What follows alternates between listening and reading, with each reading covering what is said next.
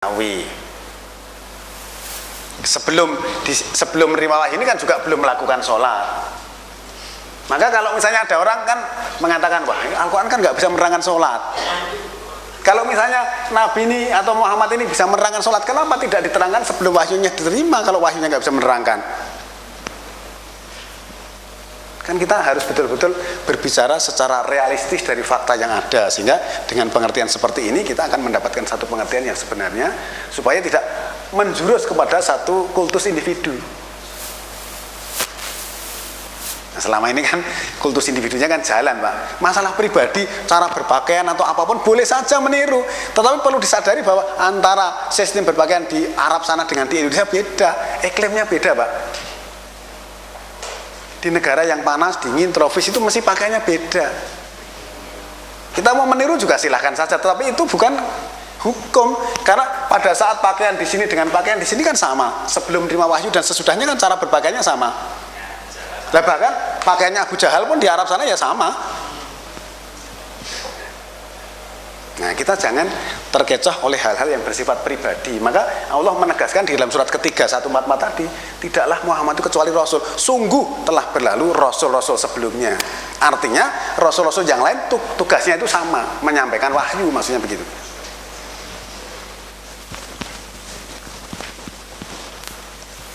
Nah, sekarang akan kita lihat, Pak. Di sini ada ayat-ayat yang merupakan perintah Allah kepada Nabi Muhammad, tetapi untuk kaumnya. Ada istilah katakanlah, itu berarti kan untuk kaumnya, Pak. Ya. Jadi kalau perintahnya katakanlah, itu berarti kan untuk kaumnya.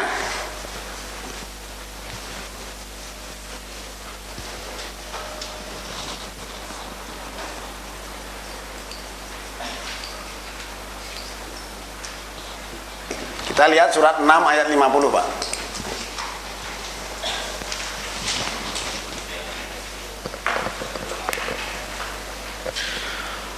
Qul la aqulu lakum indi khazainullahi wa la a'lamul ghaiba wa la aqulu lakum inni malak in attabi'u illa ma yuha ilayya qul hal yastawil a'ma wal basir afala tatafakkarun.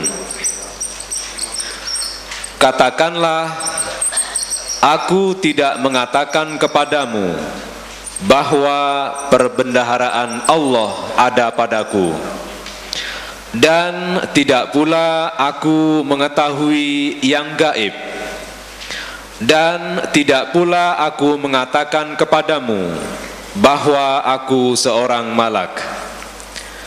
Aku tidak mengikuti kecuali apa yang diwahyukan kepadaku. Katakanlah, apakah sama orang yang buta dengan orang yang melihat? Maka apakah kamu tidak memikirkan? Coba ini ya. Ini Nabi diperintah untuk mengatakan kepada kaumnya, Qul la aqulu lakum idzi qazainullah. Katakanlah, aku tidak mengatakan kepadamu bahwa padaku ada perbendaharaan Allah. Jadi Nabi Muhammad juga nggak punya perbendaharaan Allah, nggak punya gitu. Wala alamul ghaibah, dan aku tidak tahu hal-hal yang gaib. Nah, di sini kan ada pelajaran yang perlu dipahami bahwa Nabi itu juga tidak tahu hal-hal yang gaib, Pak. Tapi kok malah ada orang yang bukan Nabi tahu hal gaib. Ya. Kemudian wala aqulu lakum ini malak, dan aku tidak mengatakan kepadamu bahwa aku ini malak. Malak itu artinya penguasa, Pak. Kita sering mendengar nasihat orang tua kita, kowe aja malak-malak ngene. Malak itu artinya menguasai. Jadi malak itu artinya penguasa. Kemudian in atabi'ula mayuha ilayya, bahwa yang aku ikuti hanyalah yang diwahyukan kepadaku. Kalau itu misalnya dikasih tanda kurung kan, yaitu Al-Quran kan sih gitu, Pak. Jadi yang aku ikuti hanyalah yang diwahyukan kepadaku. Kemudian katakanlah, supaya berkata kepada kaumnya lagi, samakah orang yang buta dan yang melihat?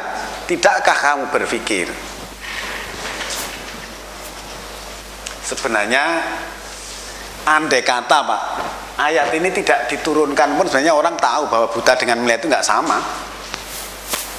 Tapi kenapa Allah bertanya begini? Kul hal yastawil a'ma wal basir, samakah orang yang buta dengan yang melihat? Tidakkah kamu berpikir? Karena banyak orang-orang yang melihat tapi hatinya buta. Maka Allah bertanya seperti itu, samakah orang yang buta dengan yang melihat? Tidakkah kamu berpikir? Mestinya jawabannya ya tidak sama gitu. Kan sering banyak di antara kita yang mungkin saja ya sebenarnya tidak buta tetapi tidak bisa membedakan antara buta dan melihat. Kadang-kadang antara hidup dan mati aja sulit membedakan. Masa orang yang sudah mati kemudian diajari ngomong, nanti nek ditanya jawabnya begini, itu kan nggak bisa membedakan antara hidup dan mati.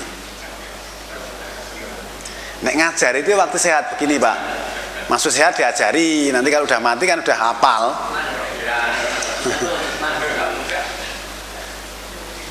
Nah, ayat ini memberikan ketegasan kepada kita bahwa Nabi diperintah untuk mengatakan kepada kaumnya, katakanlah gitu. Nah di sini kan berarti Nabi tidak punya perbedaan Allah, kemudian tidak mengetahui hal-hal gaib, juga bukan seorang malak, tetapi yang diikuti hanyalah yang diwahyukan kepadanya, yaitu Al-Quran. Kalau yang diikuti hanya Al-Quran, padahal Nabi yang diikuti hanya Al-Quran, kok kita mau mengikuti yang lain itu gimana? Nah, kan tidak sesuai dengan istilah ittiba' Rasul tadi kan.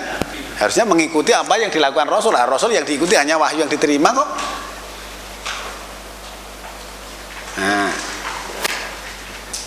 kemudian ayat ini kan bisa memberi pengertian Pak. Kalau nanti ada orang tahu hal-hal gaib kan, loh, Nabi aja nggak tahu kok Bapak bisa tahu dari mana? Sekarang kita lihat surat ke-7 188 Pak. Ini juga katakanlah gitu.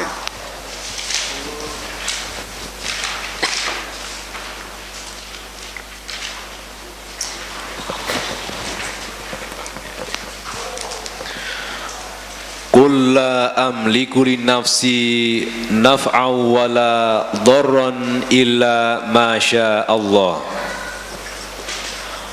Walau kuntu a'lamul ghaiba lastaksartu minal khair wa ma massaniyasu in ana illa nadhiru wa basyirul liqaumi yu'minun.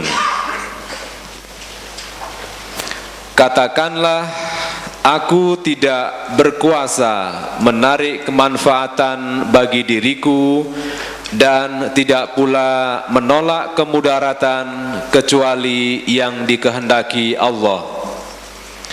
Dan sekiranya aku mengetahui yang gaib, tentulah aku membuat kebajikan sebanyak-banyaknya, dan aku tidak akan ditimpa kemudaratan. Aku tidak lain hanyalah pemberi peringatan dan pembawa berita gembira bagi orang-orang yang beriman.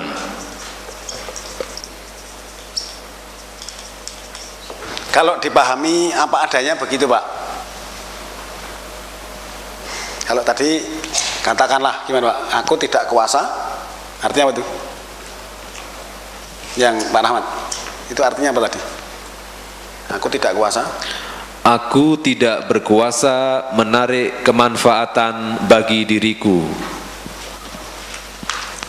Di sini kan sebenarnya kan, kul katakanlah, la amliku li nafsi, tidak aku miliki bagi diriku naf'a manfaat wala darur, begitu pula bahaya ila masya Allah. Pengertiannya kan begitu. Katakanlah, jadi Nabi Muhammad suruh mengatakan kepada kaumnya, la amliku li nafsi, tidak aku miliki bagi diriku manfaat begitu pula bahaya kecuali yang dikehendaki Allah. Kan kalau dipahami apa adanya kan lebih enak didengar itu Pak. Walau kuntu alamul ghaiba lastaksartu minal khair wa ma manas masaniyasu. Kalau aku mengetahui hal-hal gaib, tentulah akan aku perbanyak yang baik-baik dan tidak ada kejahatan menyentuh aku. In ana ila nadhirum wa basyirul liqaumi yu'minun. bahwa sesungguhnya aku hanyalah pemberi peringatan dan kabar gembira bagi kaum yang beriman. Nah, ini kan menegaskan ulang bahwa memang benar-benar Nabi tidak mengetahui hal gaib, Pak. Sini kan tidak aku miliki bagi diriku manfaat begitupun bahaya kalau Allah tidak menghendaki. Lah, seluruh kehendak Allah untuk Nabi adalah wahyu. Berarti kan selain wahyu kan tidak ada, gitu loh, Pak. Kalau sekiranya aku mengetahui hal-hal gaib, tentu akan aku perbanyak yang baik-baik dan tidak ada kejahatan menyentuh aku. Aku nggak tahu, gitu loh. Kalau mau tahu yang gaib yang tak perbanyak yang baik-baik dan tidak ada kejahatan menyentuh aku. Tapi kenyataannya banyak kejahatan yang menyentuh aku. Nabi itu juga dikatakan orang gila, kemudian diusir dari Mekah ke Madinah. Kan begitu masalahnya. Dan aku ini hanya pemberi peringatan dan kabar gembira bagi kaum yang beriman. Nah, ini kalau kembali ke surat kedua ayat 213 tadi kan, bahwa seorang nabi tadi mendapatkan kitab tujuannya untuk menyelesaikan perselisihan, memberi kabar gembira dan peringatan kan. Ini Nabi Muhammad juga selaku Rasul suruh mengatakan, aku ini hanya pemberi peringatan dan kabar gembira. Nah, panjenengan tadi melihat surat kedua ayat 213 tadi kan, bahwa nabi-nabi itu ditugaskan untuk memberi kabar gembira dan peringatan. Kan berarti sejalan.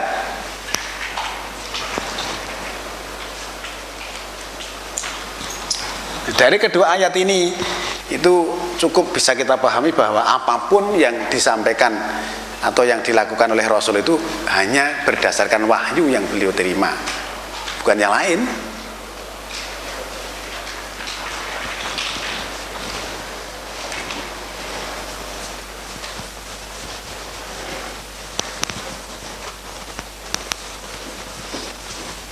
Sekarang kita lihat surat 10 ayat 15.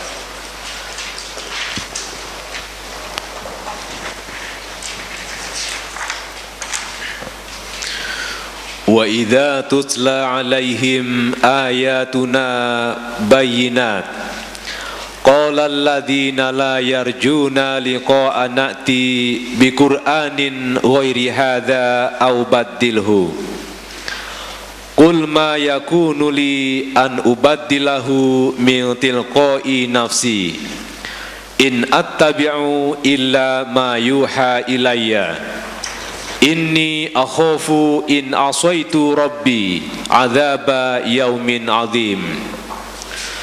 Dan apabila dianalisakan kepada mereka ayat-ayat kami yang nyata, orang-orang yang tidak mengharapkan pertemuan dengan kami berkata, datakanlah Al-Quran yang lain dari ini, atau gantilah dia.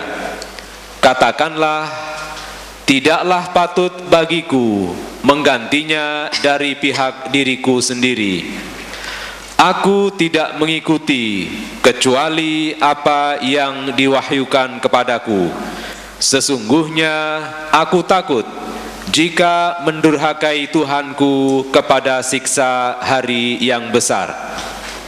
Ini kan tegas lagi, Pak, bahwa ketika dibacakan atau dianalisakan atas mereka ayat-ayat kami yang menerangkan, wa idza tusla alaihim ayatuna bayyinatin qala alladziina la yarjuna liqa'a na'til bil qur'anin ghairi hada au batilhu. Berkatalah orang-orang yang tidak berharap pertemuan dengan kami, datangkanlah Al-Quran selain ini atau gantilah dia. Kul mayakunu li an ubadilahu min tilqa'i nafsi. Katakanlah, tidak pantas bagiku untuk mengganti dari apa yang sampai pada diriku. In attabi'u illa ma yuha ilayya, bahwa yang aku ikuti hanyalah yang diwahyukan kepadaku.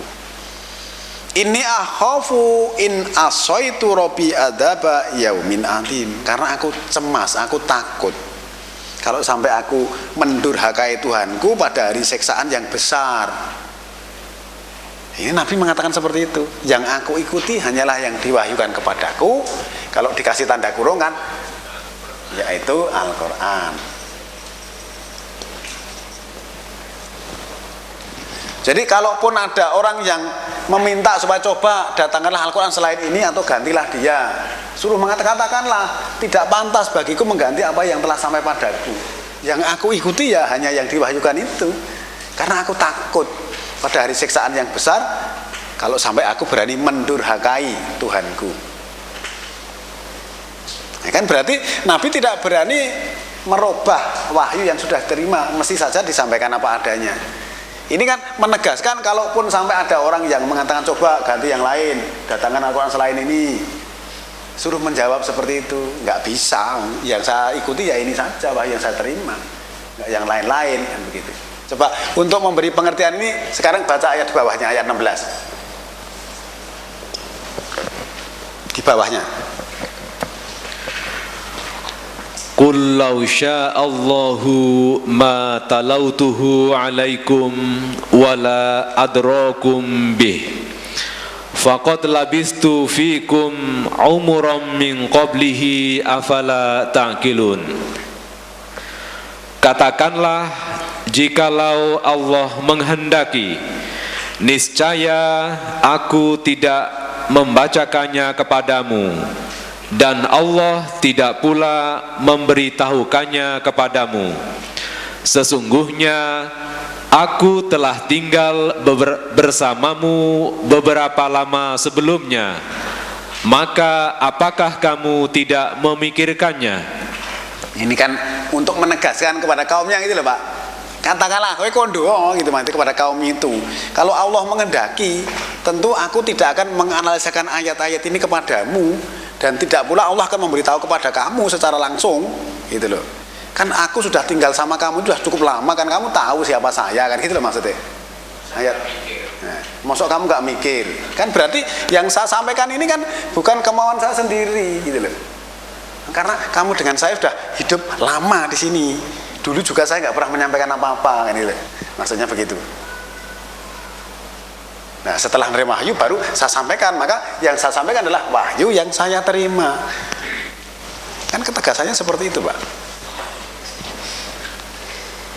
Nah, dengan pengertian ayat-ayat ini kan cukup bisa kita pahami bahwa sesungguhnya memang Nabi Muhammad selaku Rasul itu tidak pernah menyampaikan sesuatu itu berdasarkan pemikirannya sendiri atau juga membuat aturan-aturan sendiri untuk seolah-olah menyempurnakan ayat yang diterima itu. Karena memang ayat-ayat itu sudah cukup jelas, maka yang aku ikuti hanyalah yang diwahyukan. Kalau sampai ada orang yang meminta coba gantilah dia, biasanya orang kan begitu Pak, coba terangkan ini, terangkan itu, nanti sudah diterangkan juga belum tentu mau melanjutkan. Kebanyakan kan begitu. Ini Nabi dulu juga begitu kan Pak. Sekarang coba kita lihat surat 21 ayat 45.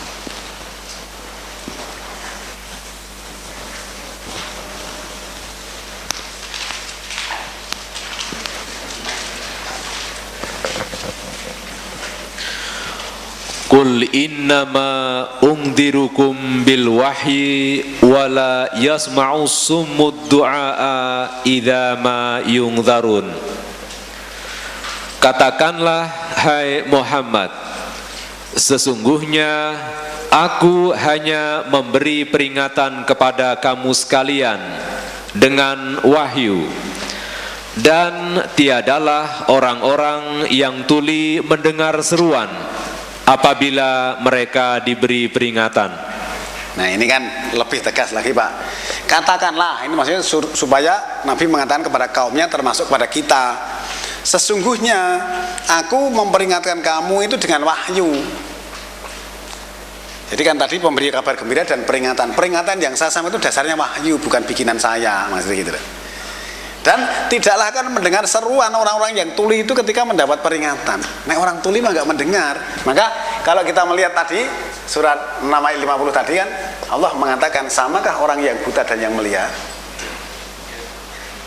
Tentu saja tidak sama. Tapi di sini tadi katakanlah, aku hanya memperingatkan kamu dengan wahyu, bukan kemauan saya sendiri. Nek orang tuli mesti tidak mendengar seruan walaupun mendapat peringatan, namanya juga tuli. Loh, apakah kamu termasuk orang yang tuli? Maksudnya gitu loh Pak. Sadane rodok kasar ini. Lah iya. Jadi kan di sini orang tuli tidak akan mendengar.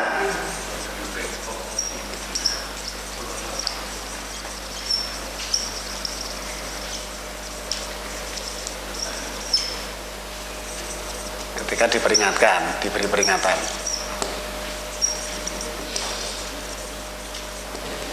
Tuh, kan kamu kan tidak tuli, harusnya kan mendengar bahwa yang saya sampaikan itu wahyu, maksudnya gitu.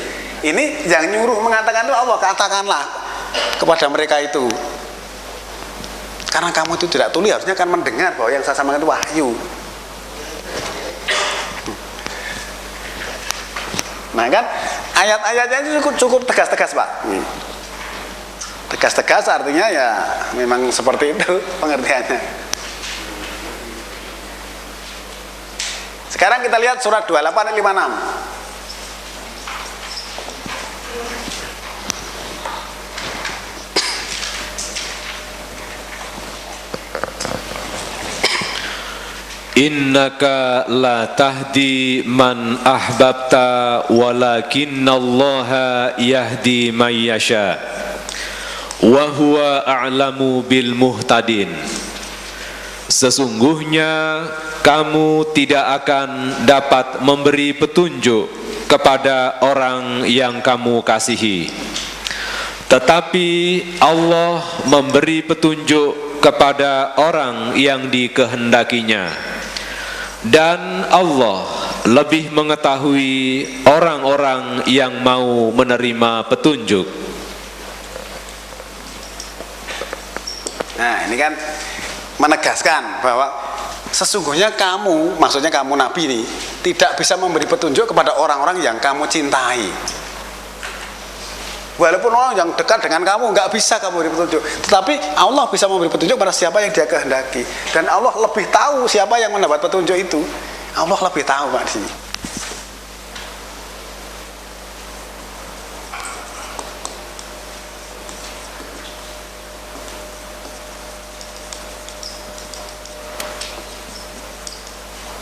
Nah, ini kan berarti benar-benar bahwa yang namanya Rasul itu tidak punya wewenang untuk memberikan petunjuk tadi. Kalau tadi yang ditanyakan Mbah Leman tadi, maksudnya kan bukan berarti Rasul terus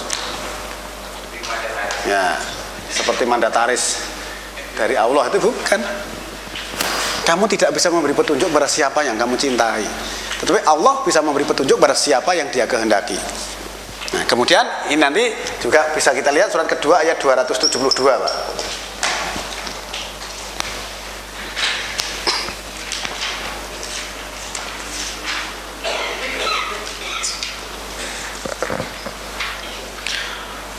Laisa 'alaika hudahum walakinnallaha yahdi man yasha wa ma tunfiqu min khairin fali anfusikum wa ma tunfiquna illa ibtigha'a wajhillah wa ma tunfiqu min khairi waffa ilaikum wa antum la tudlamun. Bukanlah kewajibanmu menjadikan mereka mendapat petunjuk, akan tetapi Allah lah yang memberi petunjuk siapa yang dikehendakinya. Dan apa saja harta yang baik yang kamu nafkahkan, maka pahalanya itu untuk kamu sendiri. Dan janganlah kamu membelanjakan sesuatu melainkan karena mencari keridhaan Allah. Dan apa saja harta yang baik yang kamu nafkahkan, niscaya kamu akan diberi pahalanya dengan cukup, sedang kamu sedikit pun tidak akan dianiaya. Jadi kan laisa alaika hudahum. Jadi bukan atasmu petunjuk bagi mereka, gitu. Tetapi Allah menunjuki siapa yang Dia kehendaki. Apapun yang kamu nafkahkan dari kebaikan adalah untuk dirimu. Apapun yang kamu nafkahkan hanyalah untuk mencari wajah Allah. Dan apapun yang kamu nafkahkan dari kebaikan akan disempurnakan untukmu dan kamu tidak akan dianiaya. Berarti sini kan petunjuk itu bukan kamu yang beri petunjuk, tapi Allah yang beri petunjuk. Kan berarti kan antara 2856, 2272 itu kan sejalan. Bahwa Rasul itu tugasnya hanya menyampaikan tadi, kamu tidak bisa memberi petunjuk. Nek mbok sampaikan nggak mau ya sudah, beri kabar gembira. Ya. Coba kita lihat surat nomor 46 ayat yang ke-9, Pak. Ini di sini masih ada kata-kata katakan. Tadi kan untuk kaumnya tadi ya. Nanti juga ada perintah untuk dirinya sendiri secara langsung. Qul ma kuntu bid'an minar rusuli wa ma adri ma yuf'alu bi wala bikum in attabi'u illa ma yuha ilayya wa ma ana illa nadhirum mubin. Katakanlah, aku bukanlah Rasul yang pertama di antara Rasul-Rasul, dan aku tidak mengetahui apa yang akan diperbuat terhadapku dan tidak pula terhadapmu. Aku tidak lain hanyalah mengikuti apa yang diwahyukan kepadaku, dan aku tidak lain hanyalah seorang pemberi peringatan yang nyata.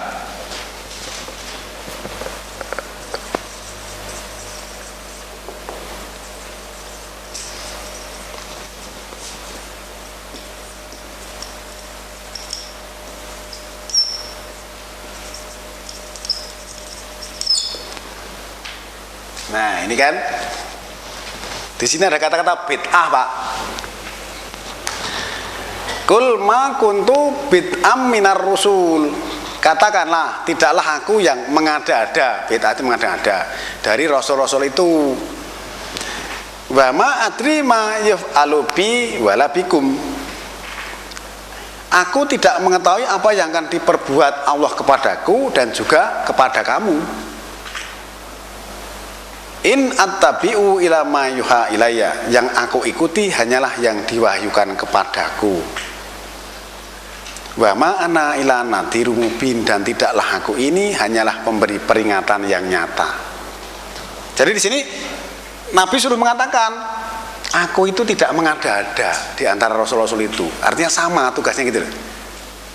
Aku tidak tahu apa yang akan diperbuat Allah kepadaku dan juga kepada kamu. Yang aku ikuti hanyalah yang diwahyukan kepadaku, dan tidaklah aku ini hanya pemberi peringatan yang nyata. Kan berarti dari pengertian ayat-ayat ini tadi, yang mulai dari atas sampai ini tadi, itu kan bahwa seluruh apapun yang dilakukan Rasul itu hanya berdasarkan wahyu yang beliau terima, bukan yang lain gitu Pak. Maka kalau ada keterangan seolah-olah Rasul itu bikin ketentuan sendiri, kan berarti berlawanan dengan ayat-ayat tadi. Itu tadi baru perintah Allah untuk disampaikan kepada kaumnya. Nanti akan kita lihat perintah Allah yang ditujukan langsung kepada Rasul untuk dilaksanakan. Maka saya katakan bahwa ketentuan hukum yang berlaku atau yang diberlakukan untuk umatnya itu juga berlaku untuk dirinya. Kalau untuk umatnya biasanya perintahnya katakanlah. Tapi kalau untuk diri sendiri, kami wahyukan kepadamu untuk dilaksanakan, biasanya begitu. Nanti akan kita lihat. Nah, bapak-bapak dan ibu-ibu sekalian, dari beberapa ayat yang tersebut di atas tadi, kan tidak ada satupun bahwa seorang rasul itu keluar daripada garis hukum yang berupa wahyu yang beliau terima, disampaikan kepada kaumnya apa adanya sesuai dengan wahyu yang diberikan. Sampai di sini mungkin ada yang bertanya. Jadi cukup jelas bahwa seluruh apa yang dilaksanakan atau yang dilakukan oleh Rasul itu semuanya berdasarkan wahyu yang beliau terima, disampaikan apa adanya, tidak ada yang disembunyikan, tidak ada yang ditambahi, dan tidak ada yang dikurangi. Seluruhnya berdasarkan wahyu yang diterimanya. Oleh karena itu, pengertian seperti ini supaya kita pahami, agar supaya kita tidak terjadi satu kekeliruan di dalam membuat satu ketentuan ataupun menyatakan ittiba' Rasul, tapi ternyata yang diikuti bukan ajarannya tetapi masalah yang lain. Dengan begitu nanti akan terjadi satu pengertian yang keliru atau justru malah akan terjadi satu penyimpangan.